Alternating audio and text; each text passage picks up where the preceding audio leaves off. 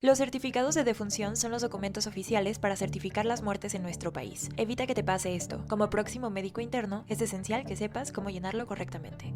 El certificado de defunción es un documento oficial que se presenta en una hoja original blanca y con 3 copias, la primera en color rosa, la segunda en azul y la tercera en verde. Su estructura está organizada en 6 secciones principales, cada una con un propósito específico.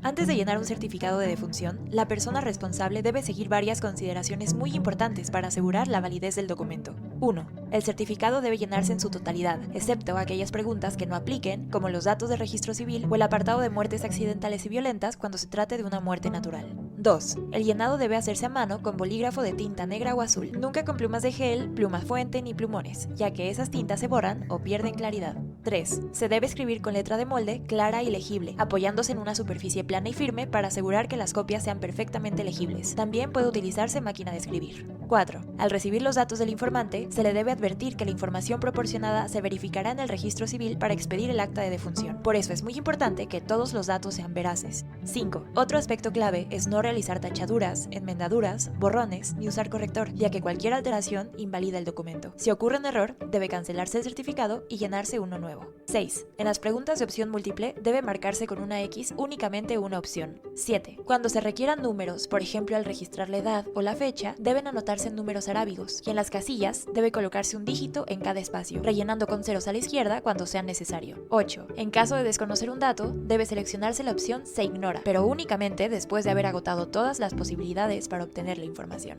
El primer bloque del certificado corresponde a los datos de la persona fallecida. Aquí se consignan los elementos básicos de identificación. El nombre debe escribirse tal cual aparece en el acta de nacimiento, sin abreviaturas, salvo que así estén registrados oficialmente. En el caso de un recién nacido sin acta, se anotará recién nacido seguido de los apellidos de la madre. Si la persona no pudo ser identificada, se deja en blanco y se marca la opción de persona desconocida. Posteriormente, se registra la fecha de nacimiento en el formato día, mes y año, tal como aparece en documentos oficiales. En caso de desconocerla, se utilizan 2 números 9 para el día y mes y 4 dígitos 9 para el año. El sexo se marca con una X. La entidad de nacimiento también se anota, y si la persona es extranjera, se escribe el país correspondiente. Cuando el dato se desconoce, se registra la leyenda, se ignora. Enseguida se pide la CURP, que debe colocarse carácter por carácter. Este dato es vital para trámites posteriores, por lo que es necesario agotar todas las opciones para obtenerlo en documentos oficiales o en la plataforma digital de consulta. En caso de desconocerlo, se llena con una clave genérica establecida. Si el fallecido era extranjero, no se anota nada. A continuación, se preguntan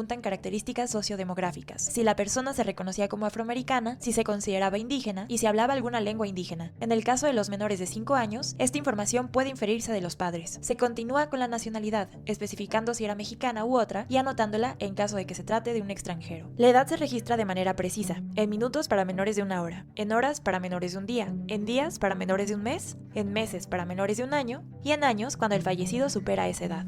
Otro dato esencial es la situación conyugal. Para menores de 12 años, siempre se selecciona soltero. También se consigna la residencia habitual, que corresponde al domicilio donde la persona vivió al menos 6 meses. La información debe ser lo más detallada posible. La escolaridad se marca según el grado máximo de estudios alcanzado, diferenciando entre completos o incompletos. Si la persona no contaba con estudios, se selecciona la opción de ninguna, y si no se conoce el dato, se indica se ignora. Posteriormente se pide la ocupación habitual. Aquí se anota el oficio o actividad principal que desempeñaba el fallecido sin abreviaturas. En el caso de amas de casa, estudiantes o jubilados, se señala esa condición. Además, debe especificarse si al momento de fallecer, la persona trabajaba o no, incluyendo cualquier labor en negocios familiares o independientes, aunque no generaran ingresos. Finalmente, se registra la afiliación a los servicios de salud. Se debe marcar la institución a la que estaba inscrito el fallecido, y en caso de tener número de afiliación o seguridad social, este debe anotarse con exactitud. Si la persona no tenía derecho a biencia, se selecciona ninguna, y si el dato no se conoce, se consigna, se ignora.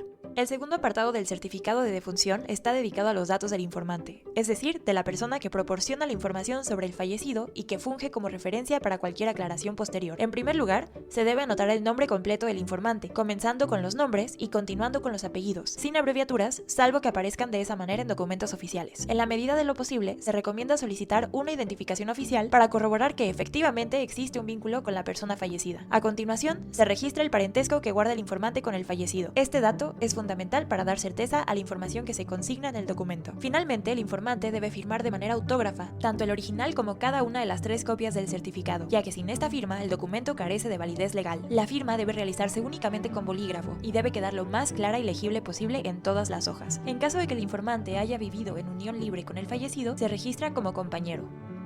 El tercer bloque corresponde a los datos de la defunción. Esta sección tiene como objetivo precisar con claridad dónde, cuándo y bajo qué circunstancias ocurrió la muerte. Primero, se debe indicar el sitio donde sucedió la defunción. Este dato nunca debe quedar en blanco, ya que es esencial para fines legales y de salud pública. Si la muerte ocurrió en una unidad médica, es obligatorio escribir el nombre completo del hospital sin abreviaturas. En cambio, si ocurrió fuera de una unidad de salud, estos espacios se dejan vacíos. Seguidamente se consigna el domicilio completo del lugar donde sucedió la defunción. Se busca que la dirección sea lo más clara posible para evitar ambigüedades, incluso cuando la defunción haya ocurrido en un domicilio particular. El certificado también requiere anotar la fecha y hora de la defunción, siguiendo el formato día, mes, año y hora en sistema de 24 horas. Cuando alguno de estos datos no se conozca, deben utilizarse los códigos establecidos, procurando siempre registrar la información más aproximada posible. Posteriormente se interroga si la persona recibió atención médica durante la enfermedad o lesión que condujo a la muerte. También se pregunta si en las últimas 4 semanas del fallecido fue sometido a alguna cirugía. En caso afirmativo, se anota la fecha y el motivo de la intervención. Otro aspecto fundamental es establecer si la defunción fue accidental o violenta. Cuando la muerte ocurrió por causas externas, debe notificarse a la autoridad civil. De manera relacionada, se clasifica el tipo de defunción que puede deberse a enfermedad, accidente, agresión, lesiones autoinfligidas, intervención legal o en algunos casos quedar como se ignora hasta que la autoridad correspondiente lo determine. La parte central de este bloque es la descripción de las causas de la defunción. El certificado está diseñado para que se anoten de manera secuencial y lógica, iniciando con la causa directa en el inciso A, seguida por causas intermedias en los incisos B y C, hasta llegar a la causa básica en el inciso D. Esta estructura busca que quede claro qué evento originó en última instancia el proceso que condujo a la muerte. Además, existe un espacio en la parte 2 para registrar enfermedades significativas que contribuyeron al desenlace, aunque no hayan estado directamente relacionadas con la cadena causal principal. En todos los casos, es indispensable especificar el tiempo aproximado entre el inicio de la enfermedad y la muerte, evitar abreviaturas y no utilizar términos vagos como paro cardiorrespiratorio o falla multiorgánica. Más adelante se pregunta si se practicó necropsia y, de ser así, si sus hallazgos fueron utilizados para sustentar la certificación. En el caso de mujeres entre 10 y 54 años, se debe responder si la defunción ocurrió durante el embarazo, el parto o el puerperio y si las causas consignadas estuvieron relacionadas o complicaron ese proceso. El quinto bloque corresponde a los datos del certificante, es decir, de la persona responsable de llenar y firmar el documento. En esta sección se debe anotar el nombre completo del certificante, seguido de su profesión y cédula profesional. También se solicita el domicilio y, en su caso, la unidad médica de adscripción junto con su respectiva clave del establecimiento de salud. La firma autógrafa del certificante es obligatoria en todas las hojas, tanto en el certificado original como en las 3 copias, y sin ella el documento carece de validez. El sexto y último apartado del certificado está destinado a los datos de registro civil. Esta sección tiene como propósito validar oficialmente el documento y dar paso a la expedición del acta de defunción, con lo cual la muerte queda legalmente asentada. Este apartado no es llenado por el médico certificante ni por los familiares, sino exclusivamente por el personal del registro civil. Ahora ya sabes cómo llenar correctamente un certificado de defunción.